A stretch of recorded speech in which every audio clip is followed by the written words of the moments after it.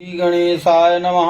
अथ मंगला गौरी की कथा कहते हैं, जिसमें युधिष्ठिर जी कहते हैं, हे देवकी नंदन, हे गोविंद, आपके मुख से मैंने बहुत कथाएं सुनी हैं। अब इस पुत्रायुकार व्रत के श्रवण करने को मेरे कान उत्कंठित। यह सुनकर भगवान कृष्ण ने उत्तर दिया कि हे शत्रुनिषूदन, इस अवैध व्रत कथा को मैं कहता हूँ, इसे तुम सावधान होकर सुनो। मैं पुरानी कथा कहता हूँ। एक कुंडिन नामक मशहूर नगर था। उसमें ब्राह्मणों से प्रेम रखने वाला बड़ा धनवान धर्मपाल नामक एक बनिया रहता था।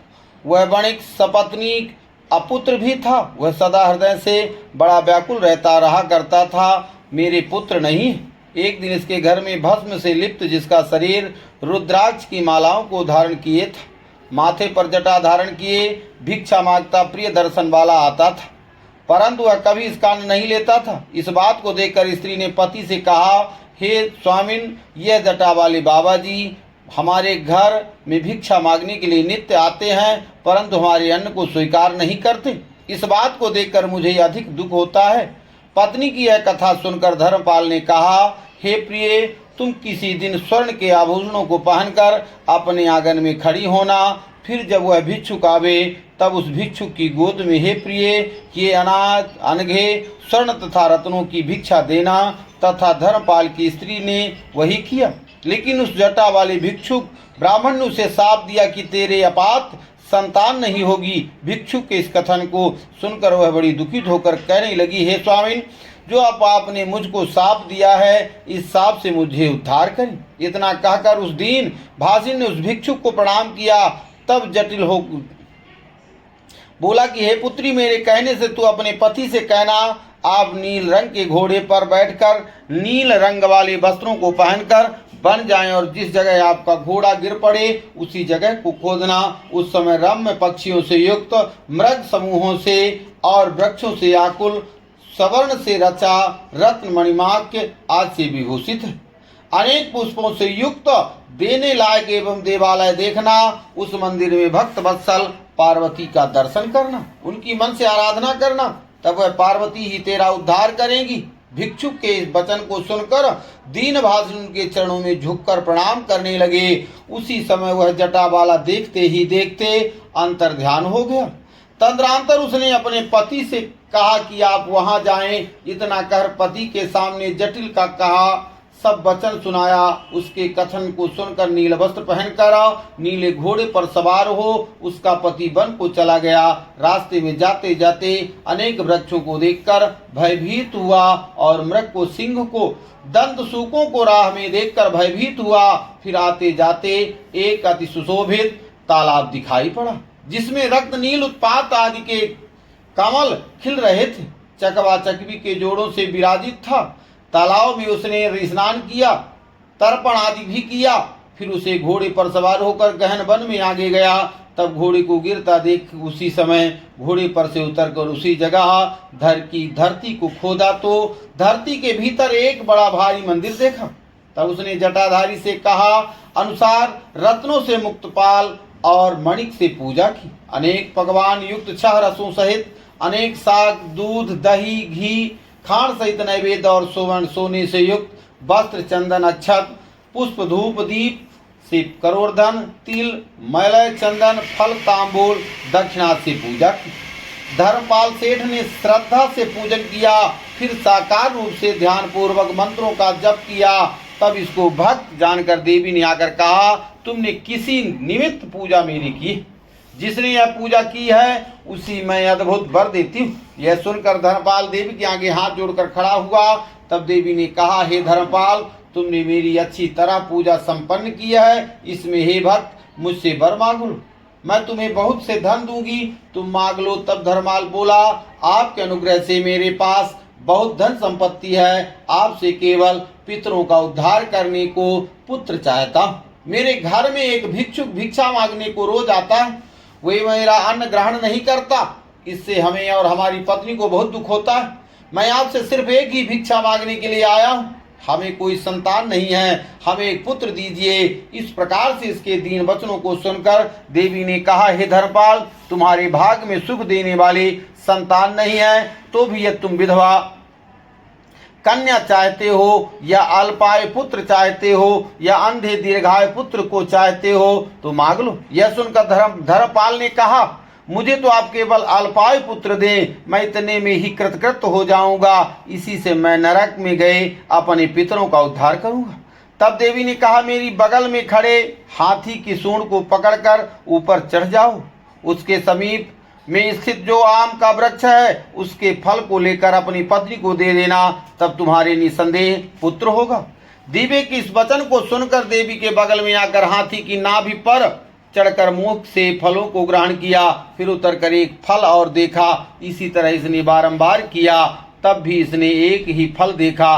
तब गणपति को क्षोभ हुआ और धर्मपाल को शाप दे दिया, तुम्हारे पुत्र को 16वें वर्ष में सर्प डसेगा। तब धर्मपाल उस फल को लेकर वस्त्र में अच्छी तरह बांधकर घर को आया और वहां फल पत्नी को दिया। पतिव्रता इसकी पत्नी ने वह फल खा लिया। फल के खाते ही उसने गर्भ धारण किया। 9 महीने बीतने पर उसने उत्तम पुत्र को जन्म दिया। तब इसके पिता ने बड़ी खुशी से इस पुत्र का नामकरण किया। फिर छठे दिन षष्ठी देवी का पूजन किया। 12वें दिन आने पर भगवान शिव के नाम से उसको पुकारा। छठे महीने में अन्न प्रसन्न कराया। तीसरे वर्ष में मुंडन कराकर 8वें वर्ष में उत्तम रीत से यज्ञोपवीत कर ब्राह्मण को संतुष्ट किया। 10वें वर्ष को आया जानकर पतिव्रता इसकी भार्या ने पति से कहा, अहो स्वामिन, अब इस बालक का उत्तम मुहूर्त में विवाह भी कर दें। तब धर्मपाल ने कहा, मैंने इसको काशी भेजने का मन में संकल्प किया है, इसके काशी से हो आने पर ही इसका विवाह होगा। इसके पीछे अपने साली के साथ पुत्र को काशी भेजा। तब वह बहुत सा धन लेकर काशी गया।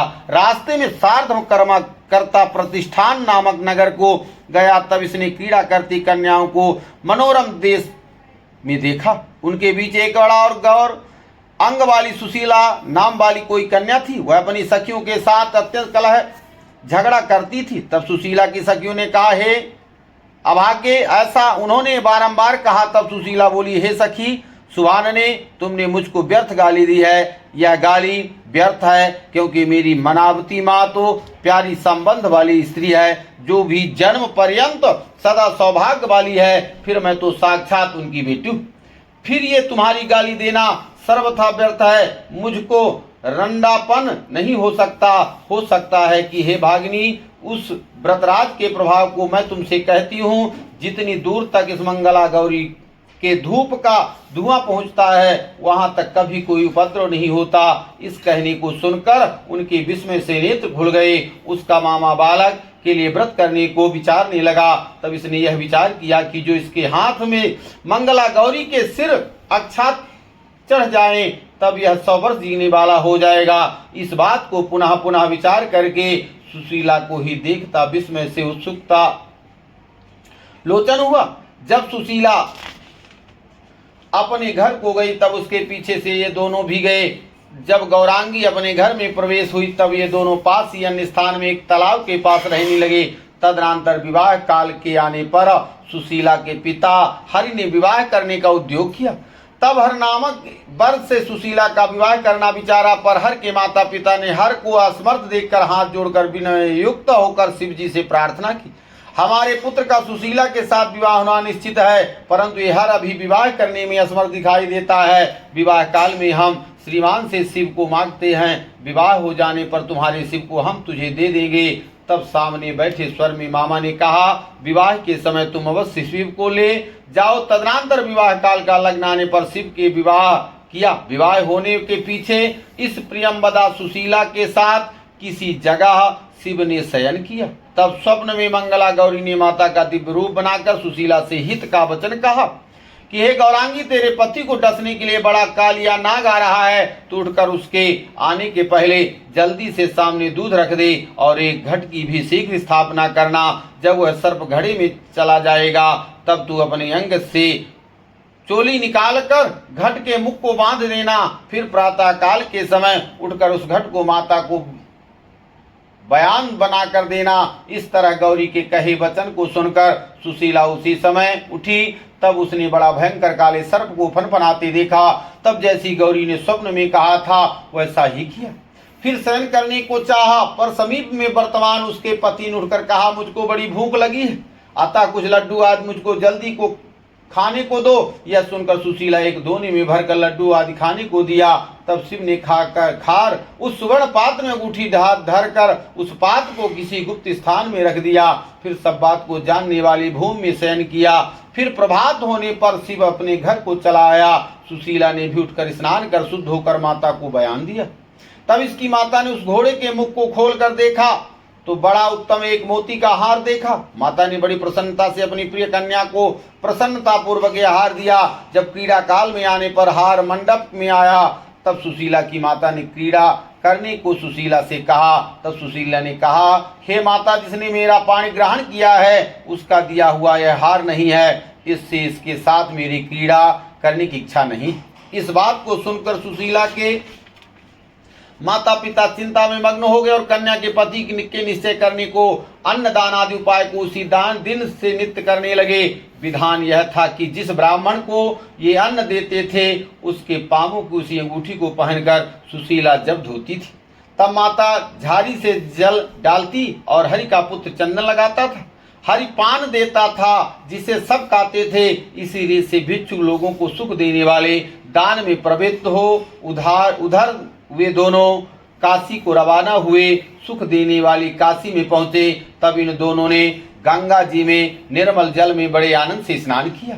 फिर उत्तम धर्म को करते दोनों स्वर्ण द्वार को प्रस्थान करते हुए घर घर में पीताम्बर भिक्षुकों को देते चले। तब उन भिक्षुकों ने इनको चिरंजीवी होने का वर दिया। तब वे दोनों विश्वेश्वर जी के दर्शन करने को गए, नमस्कार किया, पुनः पुनः स्तुति की। फिर दोनों घर को चले। तब राह में आकर शिव ने मामा से वचन कहा कि सुनो मामा, मेरा शरीर कुछ अस्वस्थ मालूम होता है, अर्थात मेरा शरीर में स्वस्थता नहीं। इसके बाद प्राणों के निकलते समय वह यमराज के दूत उसको लेने को आए। इसी समय मंगला गौरी भी उस जगह आ गई। तब यमदूतों में और मंगला गौरी में युद्ध होने लगा। तब मंगला गौरी ने यमदूतों को जीत तक शिव को प्राण दान दिए। तब यह शिव अकस्मात उठकर खड़ा हो मामा से कहने लगा, मामा, मैं यमदूतों के साथ मंगला गौरी का स्वप्न युद्ध देखा। उन यमदूतों को मंगला गौरी ने जीत लिया। तब मेरी निद्रा खत्म हो गई। तब मामा ने कहा, हे शिव, जो हुआ इसको तुम याद मत करो, अब चलो अपने नगर को चलते हैं, माता पिता के दर्शन करेंगे। इतना कहकर ये दोनों घर को चले। तब प्रतिष्ठान नगर में पहुंचे। नगर के बाहर एक रम्य तालाब पर रसोई बनाने लगी। तब रसोई बनाते दोनों को हरि दासियों ने बड़े आदर और उदार हता के साथ धारण करने वालों को देखा। तब उन दासियों ने कहा कि हरि के घर अन्नदान हो रहा है, वहां जाइए। इस पर दोनों ने कहा, हम दोनों यात्री हैं, हम किसी के घर नहीं जाते। इसके वचन को सुनकर वह दासी अपने घर को चली गई और अपने स्वामी से सारा वृत्तांत कहा। तब उन दासियों ने के कहे को सुनकर उनके स्वामी ने इन दोनों के लिए बड़े आदर से बहुत से हाथी, घोड़े, रत्न, वस्त्रादि भेजे। उन हाथी आदि को आया देखकर ये दोनों मामा भांजे हरि के घर गए। तब हरि ने पहले मामा की पूजा की, फिर शिव के सत्कार करने को आया। तब वह कन्या लज्जित हुई और शिव के पांव को धोने लगी और माँ से कहने लगी, मेरा यही वर हुआ था। तब हरि ने आश्चर्य से मंगल रूप शिव से यह वचन कहा, हे शिव, यदि कोई निशानी आपके पास है तो हमको दिखावें। हरि के इस बात को सुनकर शिव ने बड़ी प्रसन्नता मन से कहा, हाँ, मेरे पास यह चिन्ह है। इतना कहकर हरि घर में आया और जिस पात्र में अंगूठी रखी थी उसी पात्र में लाकर दिखाया। तब उस पात्र को देखकर हरि ने कन्यादान किया और अनेक रत्न, वस्त्र, बहुत मनोहर वस्तुएं हरि को ने दी। उसके बाद ये दोनों मामा भांजे इस कन्या को लेकर चले और रास्ते में बहुत सा धन दान भी किया। इसके बाद श्रावण का महीना आने पर मंगलवार के दिन उस कन्या ने मंगला गौरी का व्रत किया। जब वे भोजन को उद्यत हुए तब सुशीला ने कहा, गौरी का तथा दीप का विसर्जन करने के बाद ही हमें माता के दर्शन के लिए आदर से चलना है। तब जहाँ गौरी का आवाहन किया था वहाँ आए। तब इसने वहाँ सुवर्ण का एक देवालय देखा। वहाँ भी मंगला गौरी का विसर्जन और दीप का मान किया। फिर माता पिता को देखने को उत्कंठित होकर चले। कुंडिन नगर के समीप में पहुँचे। देख सब आदमी विस्मय करने लगे और बड़ी उत्कंठा से वे प्यारे दर्शन वाले धर्मपाल जी से कहने लगे। सभी लोग बोले, हे धर्मपाल, आज आपके पुत्र को भार्या सहित और साले के सहित आया देखकर हम आए। इस प्रकार जब वे लोग धर्मपाल से कह ही रहे थे, कितने में मामा भांजे भी आ पहुंचे। आकर धर्मेश ने पिता को प्रणाम किया और इसके मामा ने भी अपनी बहन को और धर्मपाल को प्रणाम किया और सुशीला भी सास और ससुर को प्रणाम कर सामने खड़ी हुई। सास बोली कि हे सुशीले, कमल लोचने, उस व्रत को मुझसे कहो जिस व्रत के प्रभाव से मेरे पुत्र की आयु की वृद्धि हुई। तब सुशीला ने कहा, सुन माता जी, मैं व्रत को नहीं जानती हूँ, न इसे हर के मानने वाली जानों में। मैं तो केवल धर्मपाल नामक ससुर को या सास आपको जानती हूँ, मंगला नामक भगवती और आपके पुत्र को जानती हूँ। इतना कहकर सुशीला ने अंतःकरण से हर्षित होकर भोजन किया। श्री कृष्ण जी कहते हैं, हे युधिष्ठिर, स्त्रियों को अवश्य ही व्रत करना चाहिए। तब युधिष्ठिर जी ने प्रश्न किया कि हे महाराज श्री कृष्ण जी, इस व्रत के फल को मैंने सुना, इस व्रत के विधान को और भी कहें। भगवान कृष्ण ने कहा, सुनो युधिष्ठिर, जब कन्या 5 वर्ष की हो जाए तब से लेकर जब तक विवाह न होवे, श्रावण महीने में सभी मंगलवार के दिन व्रत करना चाहिए। प्रथम वर्ष में माता के घर में व्रत को करें। इसके पश्चात स्त्रियों को अपने पति के घर में बड़े आदर से करना चाहिए, जिसमें प्रथम वर्ष इस व्रत का संकल्प करके एक रम्य पीढ़े पर मंगला गौरी की स्थापना करें। उनके आगे गेहूं के चूर्ण से रचे हुए सील लोढ़े पत्थर को एक और बड़े दीपक का धरें, उसमें सूत की 16 बत्तियां जलाकर उसके आगे रखें। उस दीपक में गंध पुष्प पत्रादिकों से मंगला गौरी का षोडशोपचार से पूजन करें। फिर 16 नाना धान, जीरा, धनिया और स्वच्छ 16 दूर्वा दल, धतूरे और 5 बिलपत्रों से मंगला गौरी का पूजन करें। फिर अंग पूजन करें। फिर धूपादि निवेदन कर समर्पण करें। फिर ब्राह्मण को तथा माता को और भी लड्डू और कंचु की संयुक्त वस्त्र फल दक्षिणा में देवे। 16 दीपक धरकर नीराजन कर 16 दीपकों को घी के पकवान किए नमक के रहित भोजन करें। रात्रि में जागरण करें। फिर प्रातः काल के समय स्नान कर मंगला गौरी का विसर्जन करें और दीपकों का दान करें। इस प्रकार से बारंबार 5 वर्ष तक करें तो पति की इच्छा वाली होती है।